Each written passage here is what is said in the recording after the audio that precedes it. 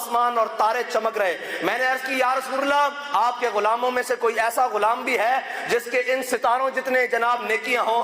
میرے آقا مولا صلی اللہ علیہ وسلم نے فرمایا ہاں عائشہ ہے. عرض کی یا رسول اللہ وہ کون ہے؟ حضور نے فرمایا وہ عمر ہے.